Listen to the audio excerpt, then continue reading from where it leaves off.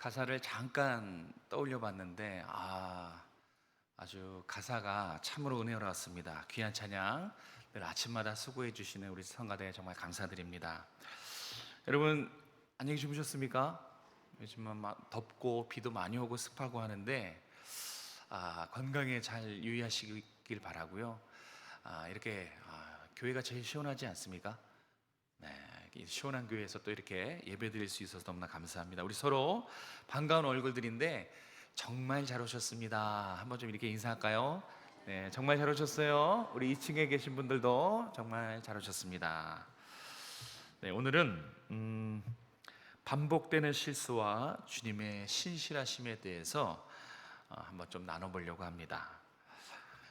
서울 노원구 공릉 이동에 가면 대한민국에 있는 모든 선수들이 가고 싶어 하는 곳이 있어요. 모든 이 선수들의 로망입니다. 아직 아닌데요. 네, 아직 아닙니다. 네. 저기는 좀 다른 곳이에요. 네. 혹시 아십니까? 태릉 선수촌? 예, 노원구 공릉 이동에 있죠. 지금은 이제 폐관이 됐어요. 사진 보여주십시오. 그 태릉 선수촌이 이제 충북 진천에 있는 진천 선수촌이에요. 저기에 국가대표 선수들이 땀 흘려 열심히 노력합니다. 저기서 이제 올림픽도 준비하고요, 국제 대회들을 아주 열심히 준비합니다. 제가 저 훈련 장소를 보여주는 이유는 저 훈련 장소에 이 선수들의 땀방울, 선수들의 눈물, 선수들의 훈련의 결실들이 이 곳곳에 배어 있대요. 막 그 다른 낡은 그 기구들, 얼마나 열심히 하루 종일 저 운동을 들고 나르고 했던지 이 선수들의 이 결과에, 이 훈련의 결과들이 아주 곳곳에 있어요. 훈련의 흔적들이 아주 곳곳마다 역력합니다. 왜 선수들이 이 훈련 장소에서 저렇게 땀을 흘릴까요? 자신을 절제해 가며 얼마나 먹고 싶은 거, 하고 싶은 거 많겠어요. 그런데 그걸 다 절제해 가며 하루 종일 강도 높은 훈련들을 왜 감당해 낼까요? 선수들에게는 목표가 있기 때문에 그래요. 모든 선수들에게 단 하나의 목표가 있어요. 그래서 훈련을 하는 겁니다. 그 목표는 여러분도 아실 겁니다. 세계 최정상이 되는 거예요. 바로 이 목표 때문에 참고 인내하고 땀 흘리고 또 흘리고 강도 높은 훈련을 하루에 뭐 10시간 하는 사람도 있어요. 그렇게 훈련을 합니다. 우리 신앙에도 목표가 있습니다. 아십니까? 우리 신앙의 목표. 우리 신앙의 목표는 저는 이거라고 생각합니다. 마음을 다하고 목숨을 다하고 뜻을 다하고 힘을 다해. 어떻게 하라고요?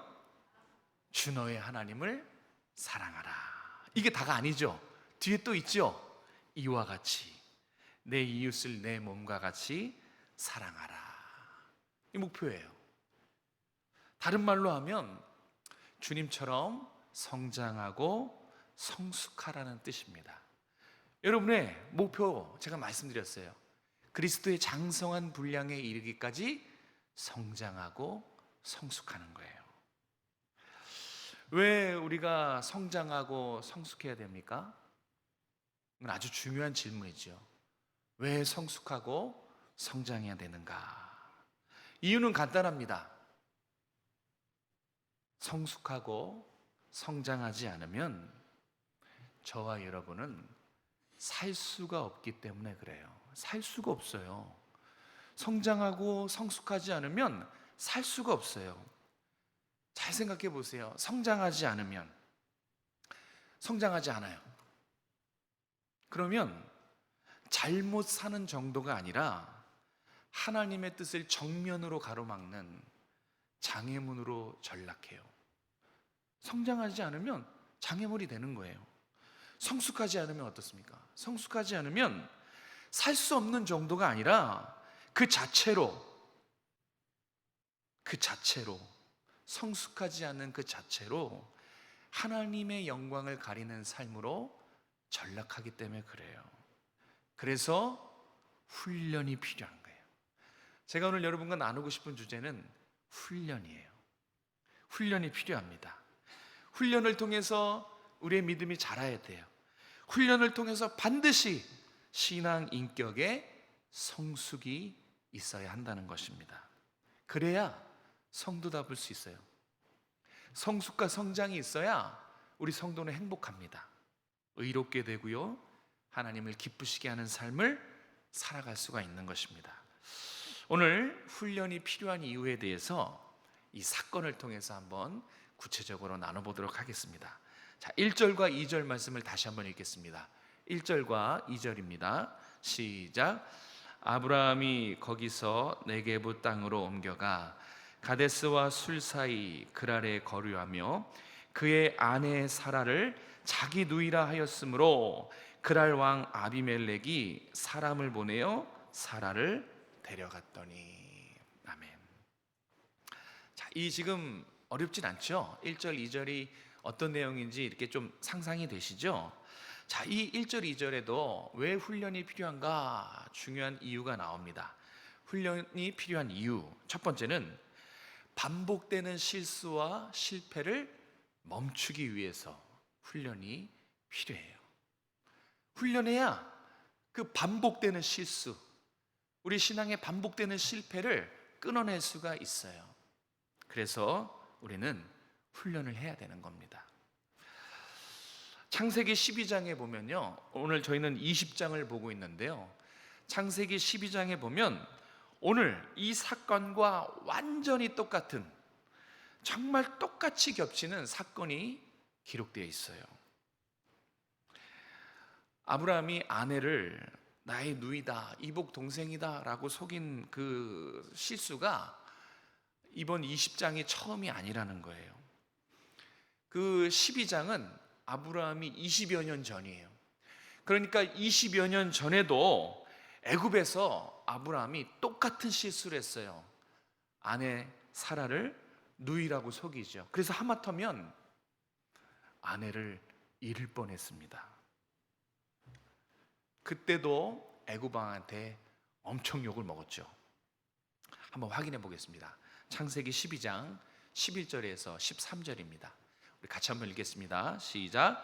그가 애굽에 가까이 이르렀을 때에 그의 아내 사라에게 말하되 내가 알기에 그대는 아리따운 여인이라 애굽 사람이 그대를 볼 때에 이르기를 이는 그의 아내라 하여 나는 죽이고 그대는 살리리니 원컨대 그대는 나의 누이라 하라. 그러면 내가 그대로 말미암아 안전하고 내 목숨이 그대로 말미암아 보존되리라 하니라. 아멘.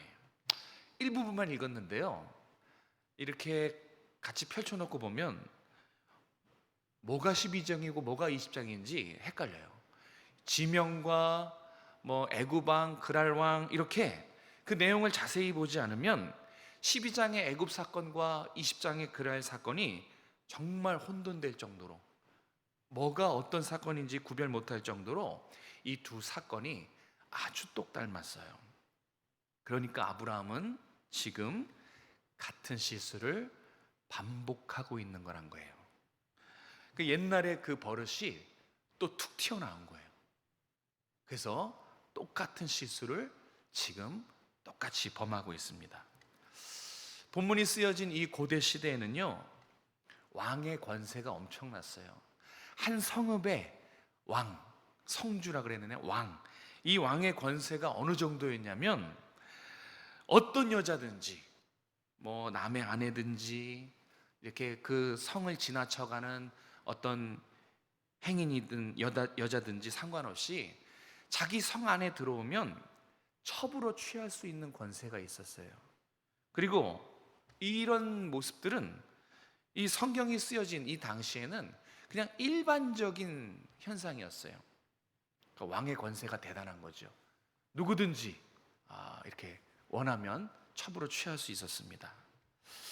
이 본문에 등장하는 그랄 왕은요, 아마 이 사라 때문은 아니지만 아브람 때문에, 아브라함이 가진 군사라든지 아브라함의 많은 재산 또 자원, 이게 탐났던 것 같습니다. 그래서 정략 결혼을 통해서 동맹 관계를 맺으려고 시도한 거예요. 이게 아까도 말씀드렸지만 아내여도 사실 문제가 없어요. 그런데 이복 동생이라고 한 거예요. 이복 동생이니까 그랄왈 입장에서는 전혀 문제될 것이 없어요. 그 당시 그냥 일반적인 풍습이었으니까요. 그런데 우리가 문제의식을 가지고 다시 접근하길 바라요. 정말 아무 문제가 없는가? 여러분, 이 아브라함의 말이, 누이다라고 한 이 말이 진실입니까? 거짓입니까? 이복 동생 맞거든요. 이복 동생 맞아요. 그러면 맞는 말 아닙니까? 그런데 절반만 맞아요. 맞기도 하지만 틀린 말이에요. 무슨 뜻이냐? 지금 동생이 맞지만 아내라고 하는 더 중요한 진실을 쏙 빼버린 거예요. 지금 여기서 중요한 진실은 동생이 아니에요. 아내입니다. 아내. 사라의 의미. 사라는 믿음의 어머니고요, 하나님의 뜻을 같이 이뤄갈 언약의 동반자예요. 이 아내라는 사실이 동생이라는 사실보다 훨씬 더 중요한 의미인데 자기 목숨 살려고 이걸 쏙 뺐습니다. 이것이 아브라함의 연약함이었어요. 본문에 등장하는 아브라함은 형편이 없어요. 아니, 아내를 자기 살자고 누이라고 하는 이 남편이 이 정상입니까? 지금 본문에 등장하는 아브라함은 하나님의 언약을 신뢰하지 못하는 믿음 없는 사람일 뿐이에요. 이 모습이 저의 모습이고 오늘 오버랩 되는 우리의 모습일 수 있습니다. 분명 이 20장의 그랄 왕 앞에서 내 이복 동생이다 라고 말하는 것은 애굽에서의 실수와 똑같은 실수예요. 똑같은 실수를 20여 년 후에도 똑같이 저지르고 있는 거예요. 그런데 잘 보세요. 이제 중요해요. 애굽에서와 그랄에서의 실수는 똑같습니다. 그 저지른 현상들은 똑같아요. 그러나 책임의 무게는 똑같지 않아요. 책임의 무게는 하늘과 땅 차이라는 사실을 여러분 꼭 기억하셔야 돼요. 과거와 현재의 엄청난 차이가 있다는 거예요. 20여 년 전에 애굽 왕에서 앞에서 실수합니다. 아내라는 중요한 사실을 숨겨요. 근데 그때는 이제 막 신앙생활을 시작할 때예요. 초신자 때, 잘 모를 때, 이제 막 신앙생활을 시작할 때 넘어진 거예요. 그런데 오늘 20장 그랄에서의 실수는 달라요. 지금 20장의 아브라함은 사명자로 살았던 사람이에요. 지금도 믿음 없으면 안 되는 거예요.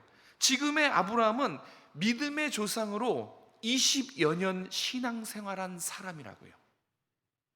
달라요. 그때와 지금은 달라요. 그런데 똑같이 실수합니다. 하지만 알아야 돼요. 실수의 무게는 똑같지 않아요. 여러분, 재범일 경우, 상습범일 경우 어떻게 해요? 형벌이 더 가중됩니다. 가중처벌을 받게 돼요. 지금 아브라함은 상습범으로 붙잡힌 거예요. 20여 년 전에도 불신앙으로 넘어졌어요. 근데 그때는 초신자 시절이라고요. 근데 지금 20여 년이 지난 오늘 또 똑같은 방법으로 불신앙으로 하나님의 언약을 신뢰하지 못한 모습으로 똑같은 실수를 반복해요.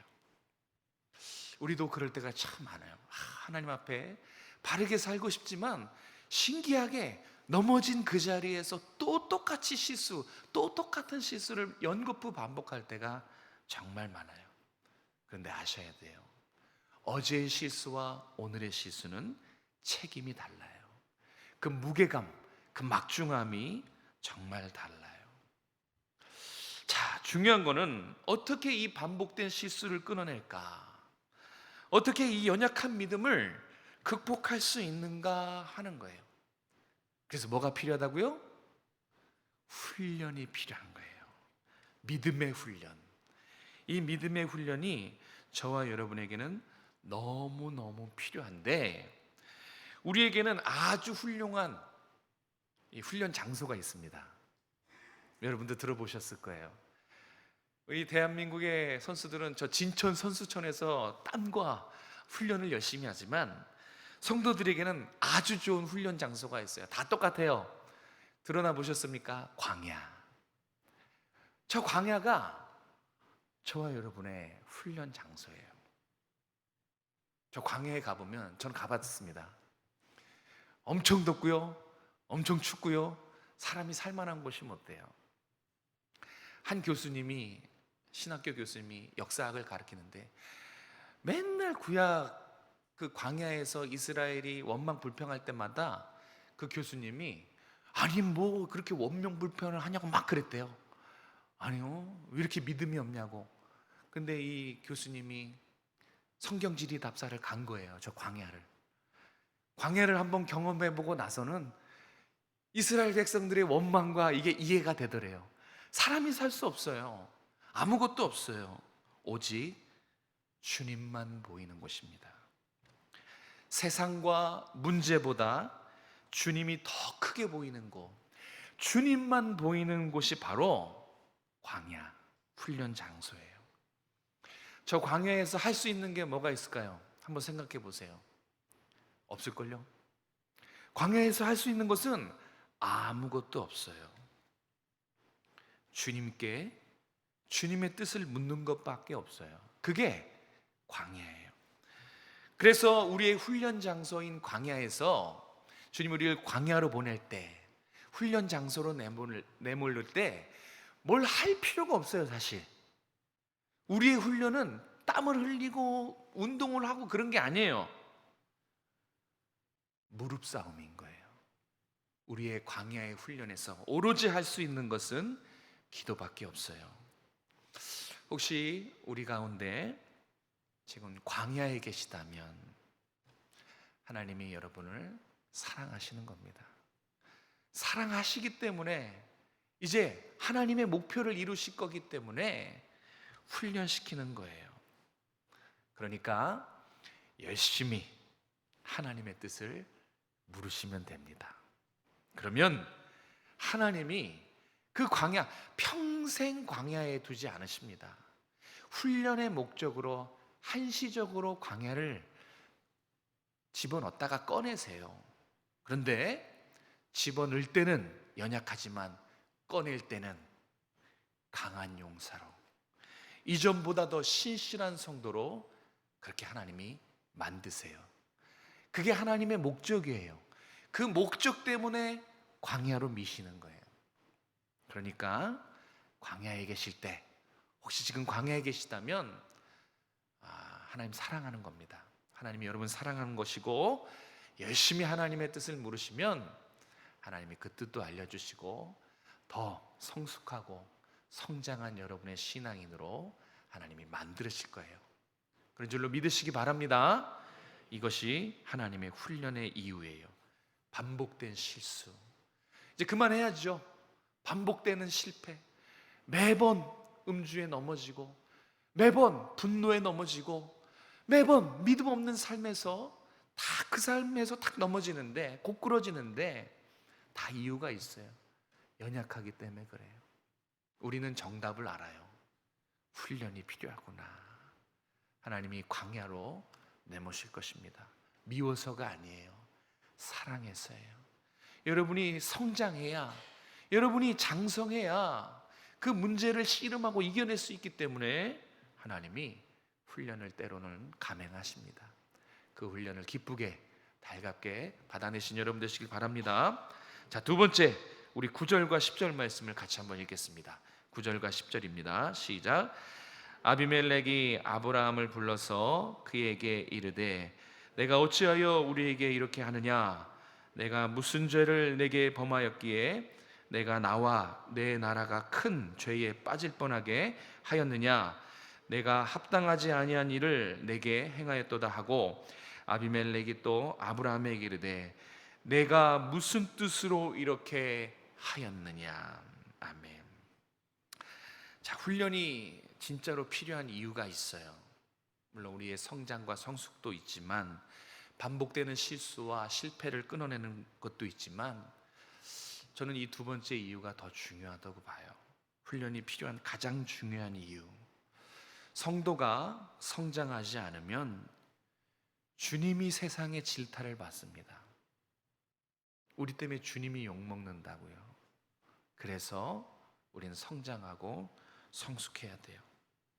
지금 아브라함이 이방 사람, 세상 사람 아비멜렉에게 엄청 혼나는 거예요. 너가 왜 이렇게 했느냐? 내가 너에게 무슨 잘못을 했는데 너 나한테 왜 이래? 너 때문에 나와 우리 민족 다 죽게 생겼잖아. 너가 그러고도 하나님의 사람이야? 하는 거예요. 너 무슨 뜻으로 그렇게 했어? 하면서 지금 엄청 꾸지람을 받고 있는 겁니다.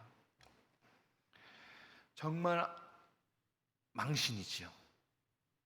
정말 망신살이 뻗칩니다. 자, 그런데 여기에도 중요한 이유가 있어요.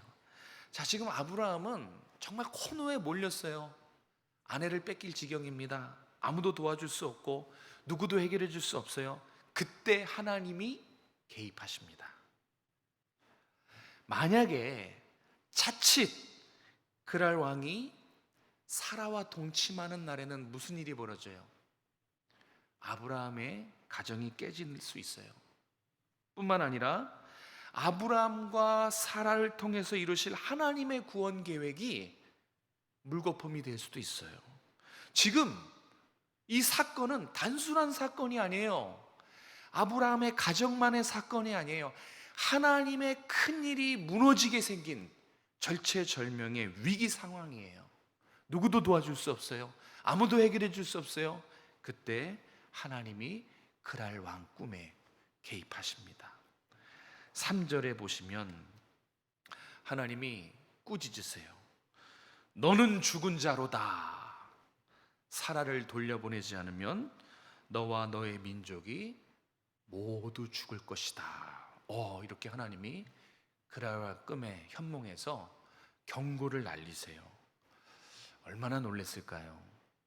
정말 깜짝 놀라서 그랄 왕이 어떻게 했냐면 그 다음날 아침 일찍 긴급 신하들 소집합니다. 날이 밝자마자 신하들을 소집해요. 그리고 회의의 결과 이 모든 일의 원흉 누구예요? 아브라함을 소환합니다. 그래서 호통을 친 장면이 우리가 방금 읽은 9절과 10절이에요. 너 때문에 우리 민족 다 죽게 됐다. 10절에 왜 나에게 이런 악한 짓을 했냐 하면서 지금 막 분노를 쏟아놓고 있습니다. 만약에 아브라함이 이때 솔직했다면 어땠을까요? 두려워서 그랬습니다. 살고 싶어서 그랬습니다. 그러면 됐거든요, 사실. 그런데 변명을 늘어놨죠. 애들 용어로 참 찌질해요. 찌질하잖아요. 무책임한 변명을 계속 늘어놔요. 그런데 모두 맞는 얘기지만 지금 이 상황에서는 비겁한 변명이죠. 근데 중요한 건 이 변명에 아브라함의 불신앙이 묻어나요. 13절 한번 보십시오. 13절. 자, 13절은 지금 아브라함이 이 모든 문제의 근원을 누구 탓으로 돌리는지 나와 있어요. 자, 지금 아브라함이 누구 탓해요? 누구 탓해요? 누구지요? 하나님. 그러니까 이 근본적인 원인을 하나님 때문이다라고 변명하는 거예요. 하나님이 글쎄 평안히 잘 살고 있는 나를 본토 친척 아비 집을 떠나서 고생시켰기 때문입니다 라고 하나님을 향한 원망을 애둘러서 표현했다고요. 이 모든 상황은 하나님 때문입니다. 이게 아브라함의 솔직한 마음, 진심이었어요. 자, 근데 여기서 우리가 주목해 볼 것, 중요한 것은 뭐냐면 하나님 때문이거든요. 잘 살고 있는 나를 거기서 꺼내서 고생시켜서 이렇게 된 거예요. 아무 잘못 없어요. 다 하나님 때문입니다 라고 이 말을 지금 누구에게 하는지 한번 보십시오. 지금 이 원망을, 하나님에 대한 원망을 누구와 나누고 있어요? 그랄 왕. 이게 우리가 가벼이 넘기지 못할 부분이에요. 지금 세상 사람에게 하나님 때문이라고 하나님을 원망하고 있는 거예요. 자, 지금 아브라함에 보이십니까? 모든 문제의 근원을 하나님 탓으로 돌리고 있어요. 세상 사람에게. 자, 그러면 자, 그랄 왕이 아브라함이 믿는 하나님을 어떻게 생각할까요? 자, 어떻게 되는 겁니까? 아브라함의 이 불신앙과 하나님을 향한 원망을 통해 그랄 왕 눈에 비친 하나님은 어떤 분이 되는 겁니까?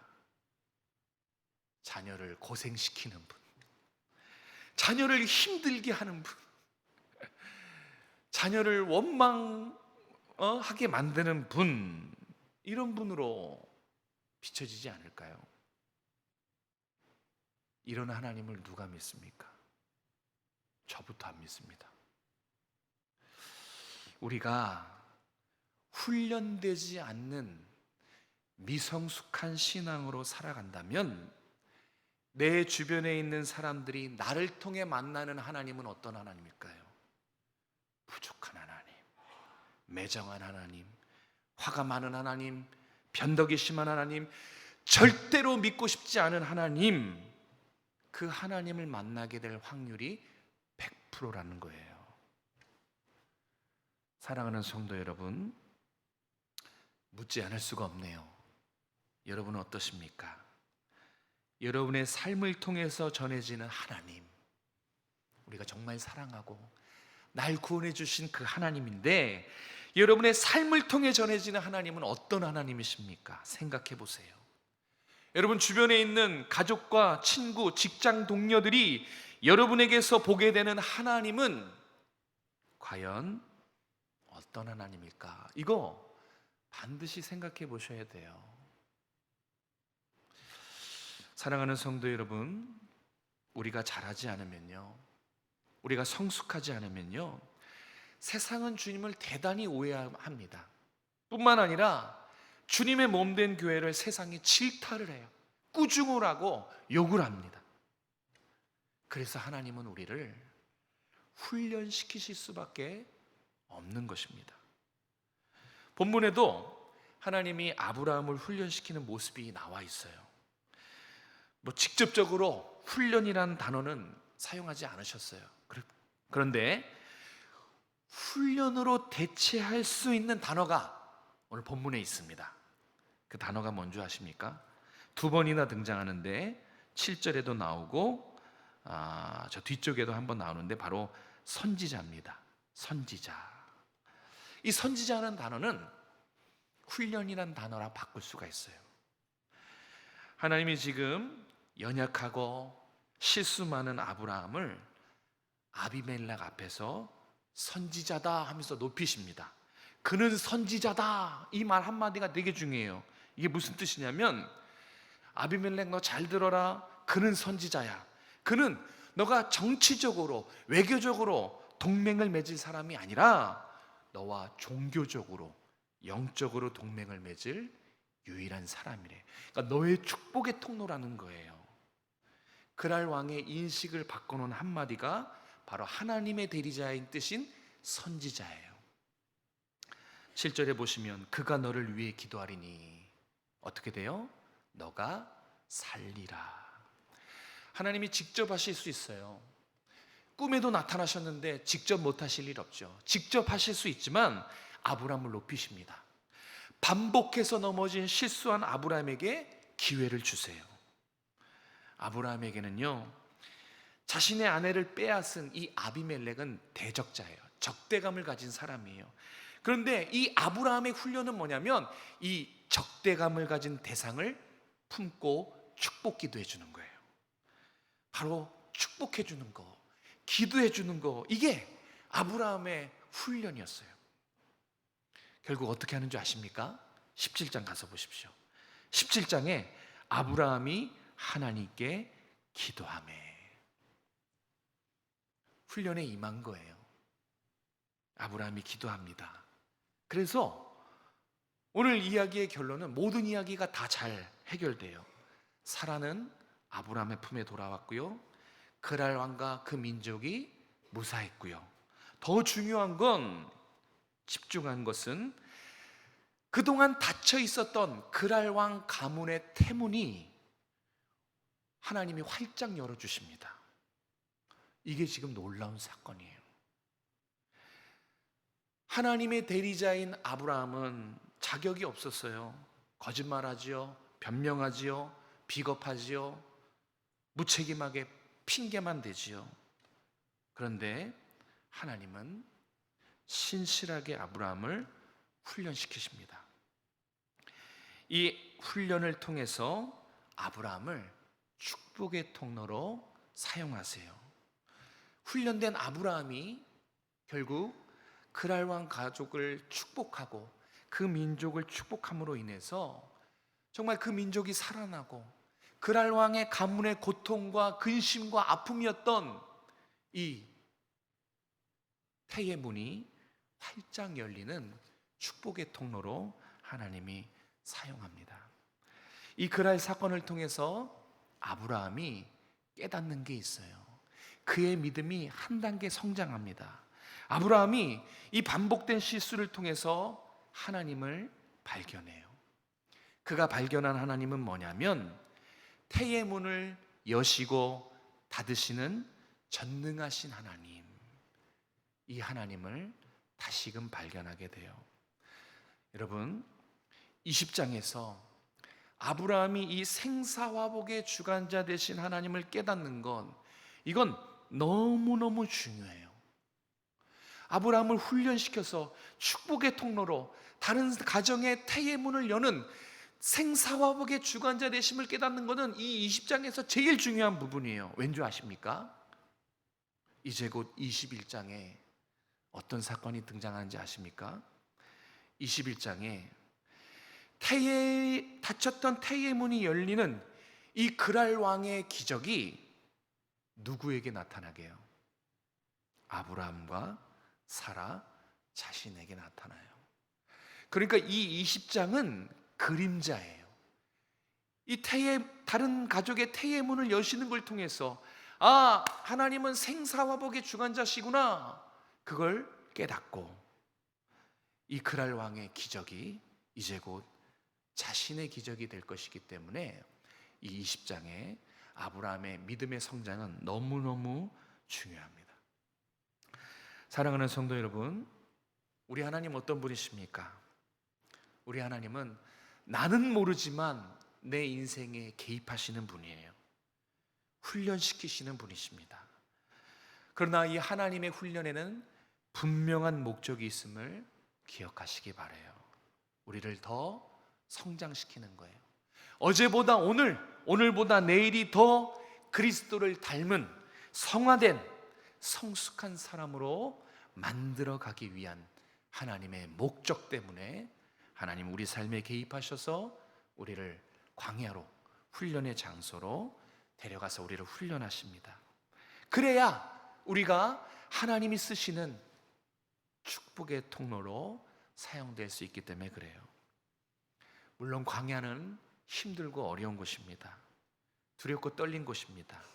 그런데 우리의 영혼을 성장시키고 훈련시켜서 결국은 하나님만 바라보게 하시고 마음을 다해, 목숨을 다해 하나님을 사랑하게 만드는 곳이 바로 이 매력적인 훈련의 장소 광야입니다. 또 이 광야에서 우리는 훈련을 통해서 내가 섬길 수 없는, 내가 적대감을 가진 그 대상조차 품고 축복기도 하고 사랑하는 사람, 사랑할 수 있는 사람으로 빚어지는 장소가 바로 광야라는 사실을 믿으시기 바랍니다. 여기서 우리가 훈련돼야 돼요. 그래야 늘 넘어지는 실수, 늘 실패하는, 똑같이 반복되는 그 실수를 끊어내고 성숙한 신앙으로 하나님을 기쁘시게 할 수 있다는 거예요. 사랑하는 성도 여러분, 같은 실수를 반복하지 맙시다. 아니, 아는데 왜 또 넘어집니까? 왜 또 그 실수를 반복하십니까? 훈련해야 돼요. 하나님이 지금 초대하고 계시는 거예요. 너는 이제 자꾸 넘어지니까 안 되겠어. 나랑 같이 훈련하자. 나만 바라봐라. 내가 아브라함이 믿음이 성장한 것처럼 너의 믿음도 성장할 수 있도록 도와줄게. 이게 하나님의 마음이에요. 사랑하는 성도 여러분, 우리가 성장해야 하나님이 세상에 온전히 드러나십니다. 하나님의 하나님 되심이 우리의 삶을 통해 하나님을 모르는 사람들에게, 잃어버린 영혼들이 우리의 삶을 통해 하나님의 영광이 드러나는 거예요. 그걸 바라본다는 것입니다. 우리 꼭 성숙한 신앙, 성장하는 믿음으로 하나님께 영광 올려드리는 여러분 되시길 주님의 이름으로 축복합니다. 기도하겠습니다. 자비로우신 하나님, 사랑과 은혜가 풍성하신 하나님 감사합니다. 오늘도 우리가 주님 앞에 나와 또 말씀을 듣고 도전받게 하신 것 감사합니다. 하나님, 이 말씀이 우리의 신비에 잘 박힌 못처럼 박혀서 떠나가지 않게 하시고 늘 생각하게 하시고 정말 하나님의 영광을 위해서 성장하고 성숙하고 기쁘게 훈련을 감내하는 우리 모든 성도들이 다 될 수 있도록 은혜 베풀어 주시옵소서. 같은 실수를 반복하고 같은 실패를 반복하는 것을 이제 그만 멈추고 하나님을 기쁘시게 하는 성장함으로 하나님을 즐겁게 해드리는 우리 모든 성도들이 다 될 수 있도록 축복하여 주시옵소서. 거룩하신 예수님의 이름으로 감사하며 기도드립니다. 아멘.